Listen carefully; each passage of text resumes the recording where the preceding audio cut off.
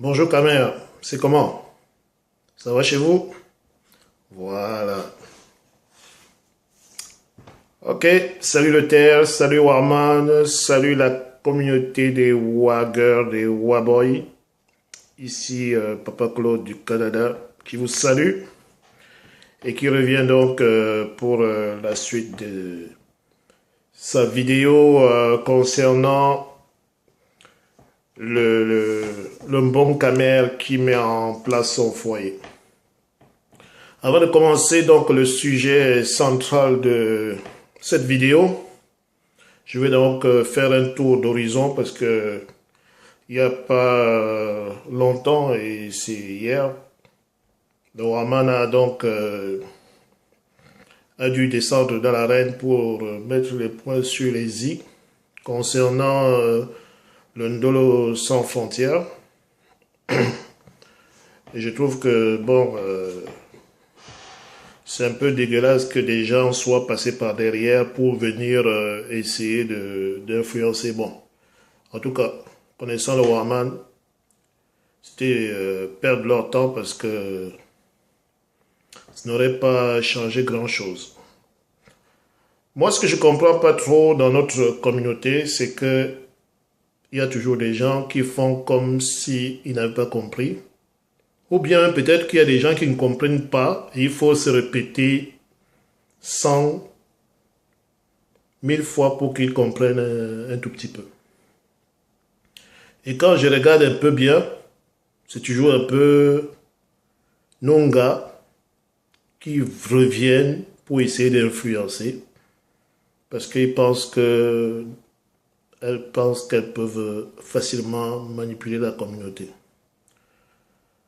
En tout cas, je ne vais pas revenir dessus. Je vais seulement rappeler un certain nombre de choses. Moi, perso, qu'est-ce qui m'a attiré sur la page de Warman? Instinctivement, comme la plupart des Camerounais, j'ai identifié un environnement où les Camerounais pouvaient se parler entre frères et sentir vraiment de manière naturelle une acquaintance, quelque chose de propre à nous, donc culture, complicité. Et moi, j'irai plus loin, perspective de projet communautaire. Donc, quand je suis arrivé dans cette plateforme, dès le départ, j'ai annoncé mes intentions très clairement. Et ça dès le départ. Je ne suis pas venu sur cette plateforme pour essayer de dire que je vais encore faire quelque chose parce qu'il y a des milliers de plateformes un peu partout. Je suis venu ici partager une vie communautaire avec les Camerounais de Mbeng. Il y a des règles qui ont été établies et je remercie tous ceux qui essaient de respecter cela. Je pense qu'aussi ce que les gens doivent reconnaître, c'est qu'on a quand même un Kachika, et je suis bien placé pour le savoir, qui essaye d'être fair play avec tout le monde. Ça, Ouama, je te tire mon chapeau. Tout le monde, et je ne crois pas qu'il y ait un seul qui va venir dire que tu transiges de manière arbitraire sur les règles établies. Moi-même, je le dis. Pourtant, je ne partage pas tous les avis de Warman, même si je suis d'accord avec lui sur l'essentiel. On se comprend. Donc, pour moi, je trouve vraiment dégueulasse que des gens viennent amener le désordre. Ma participation sur cette plateforme, et je l'ai toujours annoncé, c'est de dire, comme beaucoup, j'ai des choses à partager. Pour ceux que ça peut aider, tant mieux. Il y a des gens qui trouvent que ça leur apporte rien. C'est des commentaires. Warman lui-même, quand il a commencé, il annonce tout le temps ce sont des commentaires, on exprime des idées, des opinions. Si ça ne plaît pas à quelqu'un, il appuie stop. Donc, même ceux qui sont venus se plaindre là, ils ne sont pas obligés d'écouter si ça ne leur plaît pas. Maintenant, je vais soulever un autre point. Warman, lorsqu'il présente ce problème, il est tellement énervé, il se met à gronder effectivement et il soulève d'autres points sur lesquels les membres du TER souvent commencent à faire aussi du désordre. C'est sur l'aspect religion. Pourquoi? Parce que, est-ce que nous les Camerounais, nous sommes plus bêtes que les autres? Depuis quand on force quelqu'un à prendre une religion? Depuis quand la religion, c'est la culture? Donc, il y a des mômes qui s'énervent, ils veulent qu'on puisse parler de religion telle qu'eux ils voient. Et souvent, ça pousse certains à dépasser les limites. Moi, je dis que c'est une erreur. Nous ne devons pas réellement venir nous chamailler sur les questions de religion. Que chacun garde sa religion, c'est la base de tout, du respect au départ. Respecte les choix de l'autre, respecte les choix de ton frère Kamer. Ce qui est important, c'est de venir discuter sur le terre, jaser de ce qu'on a en commun. Et qu'est-ce qu'on a en commun? Nos cultures, nos traditions, tout ce qu'on a hérité de nos ancêtres. Moi, je suis ouvert pour les partager. Ceci dit, j'ai des convictions, j'ai exprimé ma position, mais je ne dis pas que ceux qui ont d'autres convictions, j'ai quelque chose contre cela. Je ne les appelle pas à partager obligatoirement mes convictions. Je respecte leur choix. Quand je présente ma vidéo, je dis, si quelqu'un partage telle ou telle conviction, je suis à même de lui expliquer mieux comment il peut tirer parti des choix que moi-même je comprends bien. Donc, si on va jusqu'à ce que des gens commencent à venir écrire qu'ils ont du macabo qui les gratte à cause de certaines personnes parce qu'ils passent des messages, ça c'est pas bien.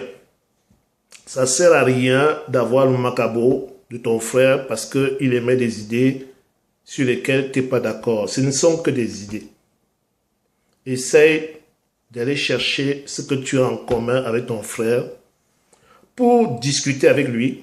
Parce que je pense que la faiblesse de notre communauté, c'est toujours notre recherche d'histoire, recherche de palabres dont nous sommes très forts et notre incapacité à minimiser les faux débats. Moi, je vous dis, sur le site, il y a quelqu'un qui est là pour faire respecter l'ordre. C'est le Big Kachika. Maintenant, les règles de base, faites vos vidéos, exprimez poliment vos avis, partagez vos idées. Les autres viendront commenter respectueusement, donner leur avis ou contre-avis sur ce que vous avez dit et on avance comme ça. Moi, mon souhait, en fait, dans notre communauté, comme on dit là, et même avant de préciser ce choix-là, vous pouvez constater que mon comportement dans sur le terre n'a jamais varié d'une seconde ou d'un centimètre. J'ai toujours respecté ce que moi-même je disais et que j'annonçais. Quels sont mes principes? C'est pour ça que, pour moi, quand je viens, je fais ma vidéo, je m'attends, et c'est normal, à ce que des gens ne soient pas d'accord avec ce que j'apporte. Parce que si c'était trop, ce serait trop facile que les idées que j'apporte soient unanimement acceptées. Ça voudrait dire que ce sont des idées très simples, qui étaient déjà connues. Donc, ce serait du gratuit. Donc, pour moi, là, c'est normal qu'il y ait des gens qui donnent des contre-avis, qui ne soient pas d'accord avec moi. Mais c'est aussi l'occasion pour nous tous d'apprendre à partir de cet échange-là. Ma stratégie sur le terre, moi je le répète à tout le monde du terre. Je ne le cache pas. Je viens au terre pour utiliser notre capacité à travailler ensemble. S'il y a des gens qui voudraient qu'on puisse travailler sur notre culture, faire des recherches sur nos origines, comprendre ce que nous avons perdu avec toute cette colonisation, avec tout ce qui s'est passé, je suis ouvert. Je suis ouvert pour contribuer, pour rechercher. D'ailleurs, je profite pour remercier le Mozart, ce jeune pédicat qui m'a aujourd'hui envoyé un lien sur le net et qui montre vraiment une vidéo. Notre dernière émission de la saison, autant voulu. Voilà. Du noir à l'africain, l'histoire d'une identité. Donc, présenté par Gabriel Mbarga sur YouTube. Très intéressant. Je vous invite, Arthur, Barak, le golfeur, tout ça, qui voudrait savoir exactement quelles sont nos origines, allez voir cette émission-là. Et donc, c'est un jeune Congolais qui a fait des recherches et qui a produit quelque chose que je trouve intéressant pour nous et qui parle de nos origines, de notre identité, explique ce que c'est que le noir. Donc, ça, c'est ce genre d'apport constructif qui me ferait plaisir. Pas qu'on vienne attendre que quelqu'un sorte sa vidéo et puis dire que ça te donne le macabo gratté dans la gorge. Non, c'est pas bon ça. Donc, moi, je pense que nous devons être constructifs. Entre nous, faire l'effort. Je sais qu'on a beaucoup de chemin à faire là-dessus, mais il faut qu'on fasse cet effort-là. Arrêtez d'avoir le macabo. Pensez à vos frères en ayant beaucoup d'amour. C'est comme ça qu'on peut ensemble se réunir pour combattre contre le Watt qui a toujours dans la tête de nous garder en esclavage. Donc, je sais que avec mes frères du terre, on est en accord sur 99% des sujets. On a les mêmes ambitions, mais c'est l'approche qui fait défaut. D'ailleurs, je me demande si on a une approche. Sauf que moi, je vous ai toujours présenté ma façon de voir les choses. Une communauté, c'est quoi? C'est un homme, une femme, mis ensemble. Ensuite, une famille. Et j'ai toujours exprimé sur ce terre ma position dessus, qui dit, je souhaite que cette famille, ce foyer qui se met en place, soit 100% camerounaise, parce que c'est ça qui va renforcer notre capacité. Et donc, sans pouvoir ou même vouloir contester les choix des gens qui vont dans les Ndolo sans frontières, moi, je suggère toujours les Ndolo entre gens du même pays. C'est comme ça que les Africains vont se renforcer et ensuite avoir des communautés qui peuvent normalement se rassembler. Parce qu'une communauté camère, c'est un ensemble de familles. Un ensemble de familles fortes, je dis bien fortes sur le plan économique, culturel et social. Pas des familles en détresse tout le temps, pas des familles brisées, pas des familles à moitié qui tirent un de l'autre côté, un de l'autre, non. Et ma stratégie que j'ai toujours présentée ici, en fait, ce n'est pas ma stratégie, c'est le bon sens que j'ai toujours présenté ici, c'était de dire, favorisons donc des familles camères fortes, où un camère, un Joe camère et une Nga camère sont mis ensemble pour la créer, qui ont pris une position forte dans cette société de Mbé. Et cela va nous permettre d'avoir une communauté qui va avoir progressivement les moyens de sa politique, les moyens de ses ambitions. Et cette ambition-là, elle se résume en une seule chose, notre liberté réelle. Pas la liberté étriquée ou qu'on est venu nous donner en disant qu'on nous donne l'indépendance, ainsi de suite. On a eu l'occasion de s'instruire, d'apprendre la façon dont le blanc, le Watt, réfléchit, comment il met en œuvre sa stratégie.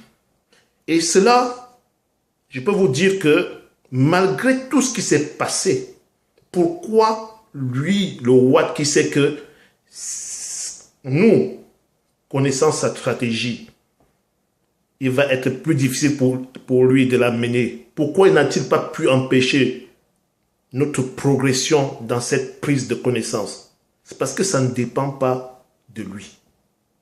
C'est cette dimension-là qui échappe beaucoup à mes frères aujourd'hui. Il y a beaucoup de choses que l'humain ne maîtrise pas. Qu'il soit Watt, qu'il soit camère ou africain. Donc, nous allons continuer toujours à progresser là-dedans. Moi, j'ai confiance en cela. Nous allons, si on travaille ensemble, progresser beaucoup plus vite. C'est pour ça que je souhaite qu'on se mette à réfléchir sur ce qui est essentiel au lieu de se battre sur des discussions stériles qui consistent à dire on copie le blanc, on se dénature, c'est possible. Mais ayons une stratégie qui nous amène à quelque chose. Moi, j'ai présenté la mienne. Notre liberté au plus tôt. On doit sortir de l'esclavage. Et pour cela, on doit avoir, vis-à-vis des autres communautés, une présence notable, une puissance communautaire reconnue. Dans les années 80, moi j'étais en France et j'ai commencé à travailler dans ces années-là. Les Asiatiques avaient les mêmes problèmes que nous pour trouver l'emploi parce qu'ils n'étaient pas, eux, reconnus encore.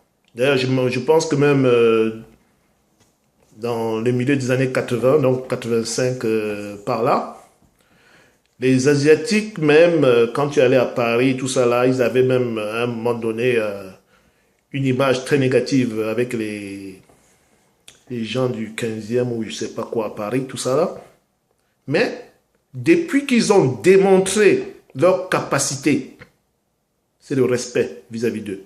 Et du coup, quand ils vont même pour chercher du travail, on leur ouvre les portes.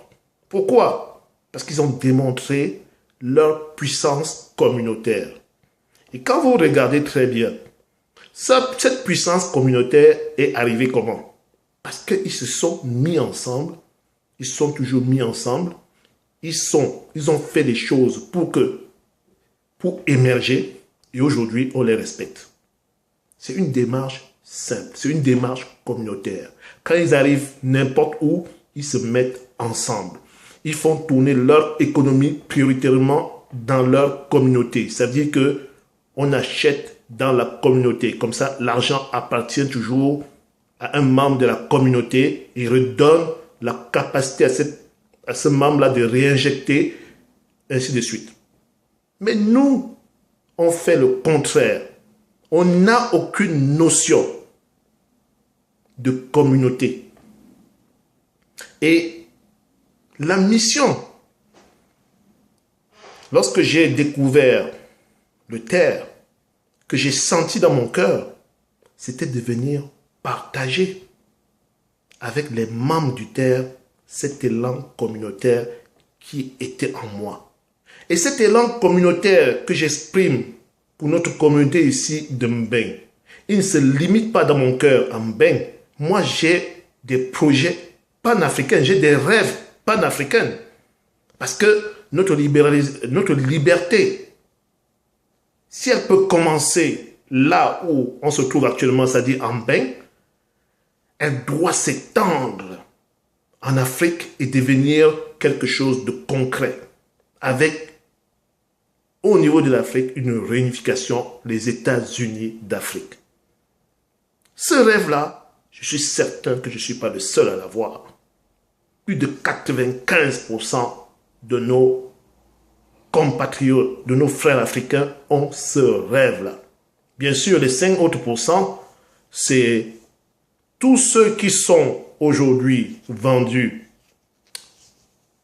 aux colons exploitants de nos richesses et qui sont eux donc leurs représentants aujourd'hui. Et tous ceux comme j'ai un périka que je viens de voir la vidéo là, Paul de Tunisie, qui a bien exprimé quelque chose qui est vrai, que beaucoup d'entre nous, qui font partie de ces 5%, mais qui sont nombreux quand même, s'en foutent de l'avenir de l'Afrique, de l'avenir du pays, du Cameroun. Et ça là, nous, on n'y peut rien. Ils n'ont aucune fibre nationale, ils n'ont aucune fibre panafricaine, ils n'ont rien à cirer de la culture, ils sont attirés et ne rêvent que par le clin-clin occidental. Donc, moi, je ne leur en veux pas. C'est leur choix. Je n'y peux rien de toute façon. C'est leur choix.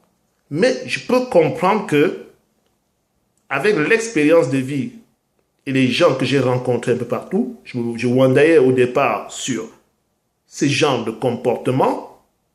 Et quand je regarde derrière moi, j'ai compris aussi que c'est un état d'esprit qui caractérise un manque d'éveil. Et du coup, pour moi, ça devient quelque chose de normal. On n'est pas tous éveillés. Et puis, le Seigneur n'a pas mis la même fibre patriotique à tout le monde. Peut-être que ces gens-là vont servir à autre chose pour notre liberté. Dieu fait les choses là dehors. C'est pour ça que moi, je m'en remets le plus souvent, si je pouvais, toujours à lui. Parce qu'il y a des choses là dehors que je sais que je ne suis pas capable de faire tout seul. Et ça ne veut pas dire que je n'essaye pas de faire des choses. Le Seigneur m'a mis beaucoup de choses dans le cœur. Et si je viens ici sur le terre, présenter des idées, partager ma vision de la vie de notre communauté ici en Mbeng, c'est pour donner l'occasion à mes petits frères d'évoluer, de tirer parti de leur présence ici pour être les futurs moteurs de notre libéralisation de notre continent. Pour libérer notre continent, nous avons besoin d'avoir une position sociale solide. On ne peut pas aller libérer le pays là si on ne vaut rien on n'a pas les moyens de la politique, ainsi de suite. Donc, des familles structurées, des familles solides, des familles qui sont des gagneurs, des familles qui ont acquis l'expérience. Et acquérir cette expérience, ça passe par comprendre qu'est-ce que le blanc sait faire chez lui, maîtriser la technologie du Watt. On va parler des Chinois, ils ont gardé leur culture, mais ils maîtrisent la technologie européenne ou occidentale parfaitement aujourd'hui. C'est ça qui fait que eux, ils sont devenus très puissants. Non seulement ils ont leur culture, mais ils maîtrisent la technologie occidentale. Alors, comprenez bien que nous, notre liberté aussi, qu'on le veuille ou pas, on ne va pas rentrer chez nous dire qu'on va encore reprendre la lance pour nous battre contre les missiles. Soyons sérieux, les gars. Soyons sérieux. Donc, même les armes que vous voyez là, on a beau être croyant là, on n'est pas idiot. On ne va pas combattre avec. Vous avez vu actuellement, quand on regarde un peu tous les trucs géopolitiques qui se passent là, dès qu'un pays dit qu'il fait. Quand la Chine a dit qu'il sort sa bombe ou des trucs, on ne l'a jamais menacé ou quoi que ce soit. Quand c'est un petit pays, on ouvre les yeux, on fait les menaces, tout ça là. Vous avez vu comment on a tué Kadhafi, vous avez vu comment on a assassiné Kadhafi, vous avez vu ce qui s'est passé en Irak, tout ça là. C'est des luttes de stratégie. L'Afrique du Sud, à un moment donné, ils ont solutionné l'apartheid d'une certaine façon, mais là-bas, les différences, l'inégalité existe toujours. C'est une transition. Maintenant, pour la suite, là, s'ils continuent à voir que nous ne comprenons rien, vous croyez qu'ils vont ouvrir les portes pour qu'on puisse faire quelque chose? Mais dès le moment où ils vont se rendre compte que on est moins laxiste, on est moins idiot, on dort moins et qu'on a en nous la ferveur de sortir de cela, comme le peuple juif, que les pharaons ont finalement décidé de libérer, eux-mêmes ils vont porter leur sabre, quitter l'Afrique, et nous, on va reprendre notre place en Afrique pour construire une Afrique unifiée. Ça, c'était pour vous éclaircir sur l'avenir, sur les aspirations, sur ce qui m'anime, sur ce qui peut justifier que je sois sur le terre en train d'essayer de passer mon bindi enseignement. Sinon, est-ce qu'on me paye quelque chose pour faire ça? Non. Est-ce que je prétends que c'est la solution? Non, c'est tout ce que j'ai pu trouver pour contribuer mon peu. C'est pour ça que moi, je remercie pas Ouaman pour autre chose. Je lui remercie parce que il me donne la plateforme, avec le travail qu'il a fait, il me donne une plateforme où je peux causer à mes frères. Quand je pense que les Khmers, on dit, la charité bien ordonnée commence par soi-même. Ça veut dire que quand j'aurai fait mon effort et réussi à passer quelques messages dans ma communauté Khmer, j'essaierai, et que moi je verrai que ça progresse, j'essaierai de passer ça à un niveau plus élargi en Afrique. Parce que si d'autres prennent la même démarche, ça va créer le mouvement. C'est ça un peu l'idée. Donc, mes frères, amour entre nous, ça ne sert à rien qu'on se cogne dessus. Et donc, moi je dis, d'ailleurs, parce qu'on me propose de ne pas faire de longues vidéos, moi je reviendrai donc seulement plus tard avec la suite des vidéos où je n'aurai plus ce rappel à faire, mais dans lequel je vais aborder la partie qui concerne le projet de construction du foyer du boss en bain. Le boss de famille, comment il doit préparer son projet de famille. Et ce projet de famille, il doit choisir sa femme en adéquation avec ce projet de famille. Dans ce projet de famille, je fais apparaître plusieurs points. Sa maison, ses enfants, sa femme. Tout ce qui est aspect propriété légitime de ses femmes, enfants et biens. Comment il doit voir ça? Oui, le boss, tout ça, ça doit être sa propriété. Il en est responsable. Quand je parle de propriété, là, c'est pas qu'il possède comme les gens, mais c'est quelque chose qui fait partie de lui-même. Comment il doit éduquer ses enfants dans cet environnement. On va vite parcourir ça. Moi, je vais donner les grands traits. L'épanouissement de sa femme, comment il doit l'assurer? Oui, sa femme, il est responsable de l'épanouissement de sa femme.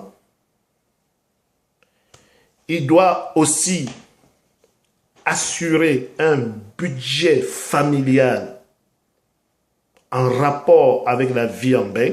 J'ai des formules pour vous, des formules gagnantes, parce que beaucoup de gens, ils ont beaucoup d'argent ici en bain et ça part, ça se dilapide n'importe comment parce qu'ils n'ont pas, ils ne savent pas comment on gère le budget ici. Et je peux vous dire que par expérience, j'ai vu que même des gars qui étaient moins instruits que nous, qui sont nés ici, là, ils ont les meilleurs réflexes pour gérer le budget que nous. C'est pour ça que je vais partager cette expérience avec vous. On va parler aussi comment contribuer au développement communautaire, oui. Les ambitions du boss de famille.